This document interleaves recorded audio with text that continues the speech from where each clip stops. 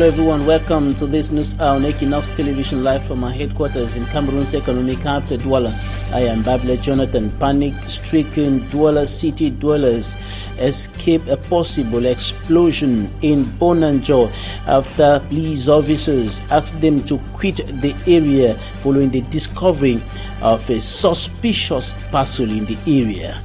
And up till now, we are yet to know what was in that parcel that caused panic and commotion in Bonanjo earlier today.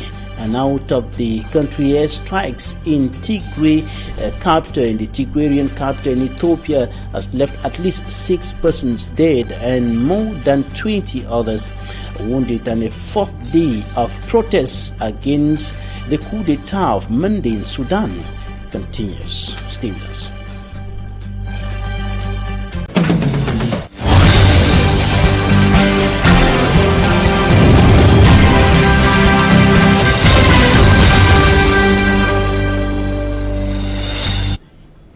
There was panic and commotion earlier today in Bonanjo, in Cameroon's economic capital, Douala, after security forces discovered a suspicious parcel in the area around the central post, and the people were asked to evacuate the area.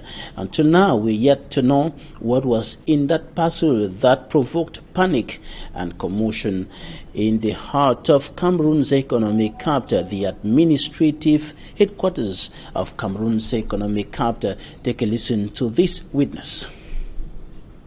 Quand je suis arrivé, j'ai constaté que la police, les hommes en tenue ont barré la route depuis des pays là jusqu'à devant la poste là. Ils nous demandaient de dégager les lieux. Ils chassaient les gens dans le jardin, de s'écarter parce que c'est dangereux. Au point où j'ai fermé. Donc c'est après avoir vérifié tout ce qu'ils avaient à vérifier qu'ils nous ont demandé maintenant de revenir. Les gens paniquaient, les gens se reculaient vraiment. Tellement il y avait des voitures de police. Moi j'ai eu peur parce que quand tu arrives, tu sais que souvent tu as l'habitude d'arriver, tout est free. Mais tu viens, tu trouves les voitures de police. Ils étaient vraiment nombreux parce qu'il y avait la police, il y avait la gendarmerie, il y avait le GPIM. Ce que j'ai eu à voir en fait. J'ai eu à entendre qu'il y a un gros paquet. On ne nous a pas dit ce qu'il y avait dans le paquet. Il y a un gros paquet qu'ils ont suspecté là devant. Donc c'est pour ça qu'ils nous demandent de dégager les lieux. On nous a fait comprendre que c'était la bombe. Je ne sais pas si c'est vraiment une bombe, mais on nous a fait comprendre que c'était la bombe.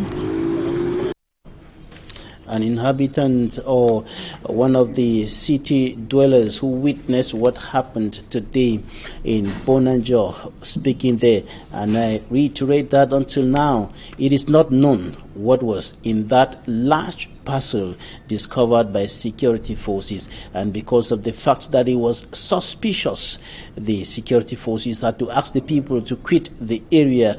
Time for them to find out what was in the parcel. We are yet to know the content of that parcel. The personnel and staff of the education sector in the East region have been boycotting an exercise meant for the preparation of the upcoming election for delegates and staff representatives in a bid to change the mentality towards taking the activity very serious. Members of the government have been sensitizing the educationists and personnel of various institutions. Just a comment report.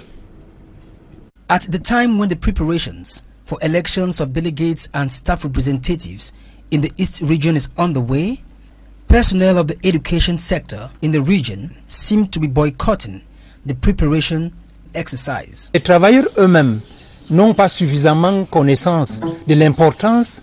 These workers do not know the importance of staff representatives and delegates. It is unbelievable that they are boycotting this exercise. Le manque d'engouement que nous voyons au niveau des établissements scolaires.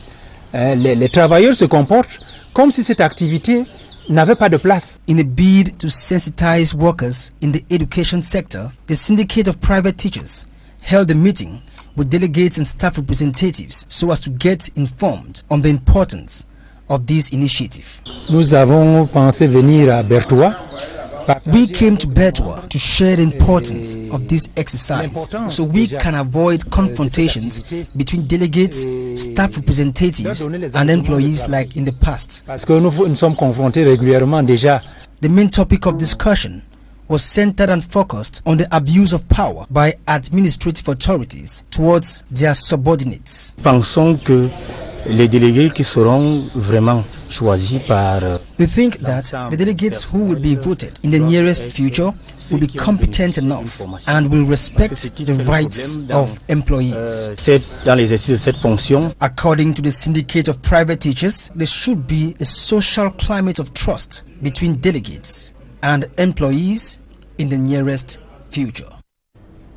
Now to Yaoundé, in the nation's political capital, Yaoundé, where an accident was recorded earlier today, and a brewery company has recorded a huge material and financial loss in that accident that left one person injured. Smanji can give a report. Qu'est-ce qui s'est passé?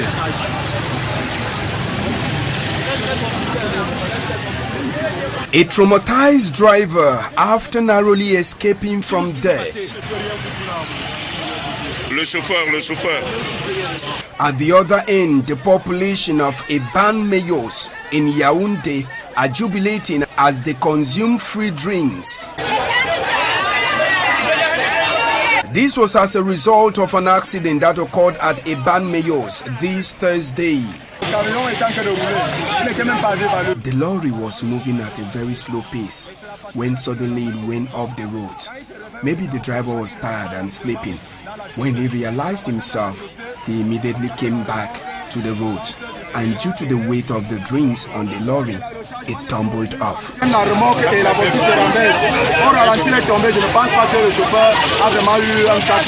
As a result of the accident, the content of the lorry all threw to the ground, forcing the population of Eban Meyos to have a big feast, while the driver was in pains and being transported to the hospital. We thank the good Lord for this gift. How much does a bottle of beer now cost in our country? Our own African Nations Cup has just started. We think that the president has given its blessing. Over 5,000 bottles of beer were consumed by the happy inhabitants of Eban Meyos, while some even filled their gallons with beer. As a result of the accident, the circulation of vehicles at this zone was timid for a period of time. About 200 ex-workers of Régie Fecam today, Camrai, say for 23 years today they have not received pension from government. They took to the streets protesting against government's failure to honor its engagements with them. Details with Since 1998 till present, retired workers of Régie Fecam, today called Camrai, have not received a dime of their pension, despite revendications made from the year 2000. Je suis parti en retraite à 42 ans. Me voici, je n'ai pas de pension. On a écrit un peu partout dans des... We also wrote to the Ministry of Finance and other concerned ministries, yet no reply. Depuis ce temps-là, on nous a toujours jamais répondu. It was only on the 6th of June 2018 that 200 retired workers still alive today addressed a letter to the Senate President, who later channeled it to the Ministry of Finance, directing them to compile necessary documents and follow up from there. Alors nous sommes allés là-bas. At Minfi, we were made to understand the documents have been treated and the Minfi boss, in a letter addressed to the bureau charged with handling such affairs, to ensure disbursement of the fund that was given them. Non, j'avais déjà terminé avec vous. Unfortunately, action was still not taken, as officials of the bureau said they had settled their problem long ago. Nous ne doutons de rien. Si on a payé. Without nothing has been received by us, except the payment was done to someone else. C'est que je n'ai pas eu la pension. In frustration, they addressed a letter to CONAC, and in 2018, CONAC demanded Minfi to check and ensure the money was disbursed, yet nothing positive came out of it. Nous, on a 4 documents. La CONAC a vérifié notre dossier et a demandé au ministère des Finances de payer. Till present, nothing has been done about it, and the ex-Régie FECAM workers live in poverty and dying. Oh, j'ai vu comme tu vois, moi, vous voyez là, ma femme est même partie. There were 603 in number who retired, and more than 403 have died, despite calls to persevere by local authorities. On va vous. Et ce sont des promesses qui durent et puis on meurt. C'est ça qui nous inquiète. It appears since 1999, only 10 million francs CFA were sent in their account to be shared amongst the 603 of them. Je lui ai posé la question, mais mon ami, les 10 millions là, depuis 99 jusqu'à nos jours, représentent quoi? Il est resté mieux comme une cape. Il ne m'a rien dit. The management of PTA funds in government schools across the Republic of Cameroon is creating tension between the school administrations and parents, and this is because of what has been qualified as poor management by school authorities. A case in point in this newscast is Government Bilingual High School Lum in the Mongo Division Littoral region of the country, where a recent PTA meeting was suspended by the divisional officer because of tensions. Details in this report compiled by Malaglory. Government Bilingual High School Lum, the Mongo Division of the Littoral region. Several parents gathered to address their grievances to the authorities on the mismanagement of the PTA funds. Parents Teachers Association, in a meeting organized to elect new members of the association, the parents contested the reports of 2 years activities presented by the outgoing bureau members. The problem is we are asking for a 2 years report, but yet we keep hearing of figures and expenditures. What we need to hear is how many computers are in the computer lab. The divisional officer presiding over this meeting noticed some irregularities. I agree with you that there are some irregularities. I think the representatives of the Minister of Secondary Education are here and bear me witness. The parents are complaining that the PTA fees is not harmonized. Some classes pay 27,500 francs while others pay 33,000 francs. In disagreement to this amount, the parents say they wish to pay an amount of 10,000 francs as PTA fees. The principal on his part says he is innocent of the accusation levied on him. If I had to intervene at one point, it is because I noticed some lapses. No conclusion at the end of the meeting. This because there was tension in the air, and for this reason, the meeting was postponed to November 3rd for better deliberation. The latest airstrike in the capital of Ethiopia's northern Tigray region, Mekele, has left 6 people dead, including 3 children. At least 25 others were wounded in the incident. The federal forces have been conducting air bombardments in the city for more than a week as part of its year-long war with Tigrayan rebels. This is the 6th airstrike on Mekele and the 4th in a week, and this has provoked the question: 4 airstrikes in a week, is it a new phase of the crisis in the Tigray region? Dutchfella put this question to an Ethiopian journalist in Addis Ababa, Coletta Wanjoy. Listen to her. Because we had expected that probably would see a decline in terms of fighting, but now we are seeing the government saying that it is hitting areas that are strategic for the Tigray Defense Forces, which is the forces, the faction of the rebel, the defense faction of the rebel faction. What we are seeing is the government still moving ahead and wanting to claim victory in a military way, and on the other side, the Tigray Defense Forces are saying that it will not relent and it will defend itself. So with that, we are seeing an escalation of fighting. We had thought that probably, and I'm sure that was the expectation of the international community, that the fighting would go down and would see some peace talks and here and there. But no, what we are seeing is more military action. From this week's airstrikes, we've seen the government being accused of targeting civilians, as you've said, but the government has refused. The military says it is targeting strategic points of the Tigray defense forces, you see. So we have the government denying and saying, no, we are not targeting civilians. We have a specific target, and those are strategic areas that are giving power to the defense faction of the Tigray People's Liberation Front.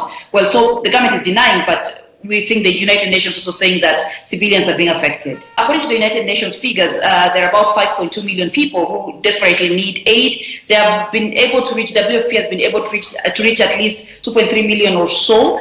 But this now becomes an issue because the other half had not been reached when the fresh fighting began, and even the first bit of people who have been reached cannot be reached further to be given further supplies. And now the biggest challenge I think we have is that there's been a spillover effect where we've seen now the Amhara and the Afar region, as was in the story that you've aired. These are regions that are bordering Tigray, but we've had fighting spilling over there. So around there, the UN says about 1.7 million people. So in total, we're looking at around 7 million people in need of emergency aid. Emergency aid cannot really reach everybody, especially inside Tigray, because of insecurity. So that creates a big humanitarian concern. A fourth day of protests is taking place in Sudan against Monday's coup, and many businesses and banks have been shut down. The United Nations Special Representative to Sudan, during a meeting with the military leader, General Abdel Fattah Burhan, has urged him to release detainees and restore a transitional authority which includes civilians. General Abdel Fattah Burhan has sacked 7 Sudanese ambassadors who rejected the coup. And of course, this is the latest information streaming in from Sudan as far as that coup d'etat is concerned. Talking Point is up next.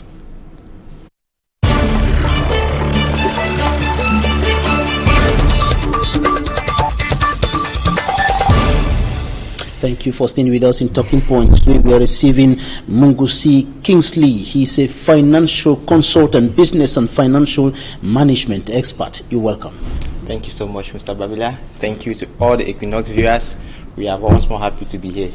Today, many companies in the Republic of Cameroon, other African countries and across the world are really finding it difficult to survive, to manage the affairs and the finances because of the impact of the coronavirus pandemic and in Cameroon, the socio-political tensions in the northwest and southwest regions. But away from these, many seem to be failing in their business activities, not because of poverty or hardship or these constraints, but because of what you experts qualify as financial illiteracy. Can you tell us more about this? Okay, once more, I want to begin by saying that it is true that Cameroon, like any other African country, is being hit by the COVID-19, and that has had an impact already on the financial sector. The economic activities of countries have actually been experiencing a downturn, declining. That is for sure.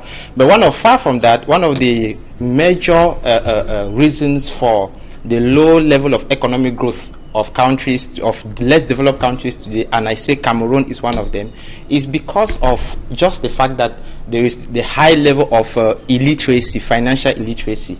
Now, when a group of people are unable to, know how to manage their basic finances on regular basis, it becomes problematic, and that alone has an impact on the economic in general.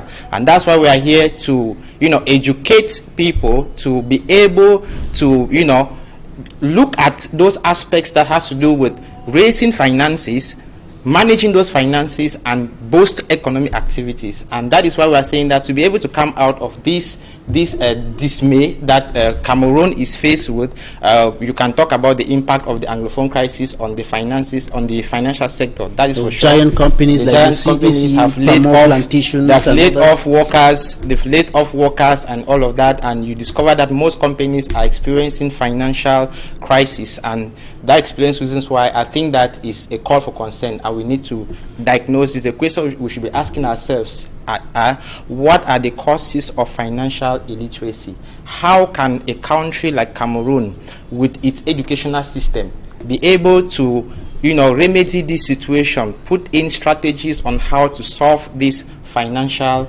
illiteracy? I think that is a question we should be asking, and how we intend to educate young Cameroonians. So where's the problem? Why is it that many seem to be suffering from this problem of financial illiteracy? First, I want to say that in Cameroon today, our educational system is questionable as far as, because one thing I want you to understand, Mr. Babila, is that the financial sector of every economy is the strength, is the backbone of that economy. And therefore, when the financial sector is sick, when the financial sector lacks that strength, the impact is felt in all the sectors within the framework of an economy. And that's the reason why we are saying that it begins first with the government. It begins first with the actors on the field, giving quality trainings to these Cameroonians who are willing and able to change their lives, to change their destinies. And one thing I would also want to reiterate is that the sector we are in Cameroon today is having a lot of problems as far as improving the financial sector, improving the financial intelligence. I want to say that one of the causes of financial illiteracies is that most Cameroonians, both old, young, and whatever, don't read. They don't read. We don't read. We don't study. So how to come out of this? How to reduce financial illiteracy? Okay, I think that firstly, the first thing that Cameroonians ought to do to be able to reduce financial illiteracy is, number one, read books. Read financial books. There are books out there written by experts who are field practitioners. People who are done, and I'm also pleased to inform the public. Of course, I'm an author of one of the very famous books, Banking Operations and Financial Engineering for Professional Education. That book is designed, however, to help students in the business and finance sector to be able to gain knowledge, widen their academic pseudopodial, and become unstoppable in the job market. So I was talking about how to solve financial illiteracy. The first thing we have to do is engage ourselves in reading, and then the second thing we have to do is use social media properly in looking for information that can help us. There are a lot of experts who've made videos on different social media platforms. You can go to YouTube, you can use Facebook and all of that. Listen to these tips from these experts. Read, learn about them, learn how these experts became what they are today. I think that is going to help a long way. Right, and you were talking about the educational system also. What should be changed? What should be revised as far as training in the financial domain is concerned? I think that the problem we have in Africa, and Cameroon in particular, I will not mind saying it, is that we are so focused in compiling academic documentation, and the professional aspect of it is missing. That explains the reason why you see many Cameroonians out there with a lot of academic documentations, qualifications, bachelor degrees, HNDs, the masters and whatever, but when they go to the field, it's something else. So I think that the educational system, especially within the financial sphere, within the business sector, should be more of practical than the theories that we are being told in school. And I think that that's one of the reasons why I came out with that book, Banking Operations and Financial Engineering for Professional Education. That is diagnosing what the theoretical aspects of financial operations, and why not some elements of practicals in it to help young Cameroonians who aspire to become financial experts, to blossom in the field, to actually take advantage of that and then grow. All right, now somebody who is already in possession of a significant quantity or amount of money, or who is already running a company, now another challenge that comes in is how to manage what you have in order to cause it to grow. How to manage the company that you have today from 1 million to take it to 10 billion. Okay, Mr. Babila, I want to make it very clear here that success in business is not due to the availability of capital. Capital is just a factor and element. But success in business solely it depends on the management ability and the skills needed to be able to use what you have, multiply it.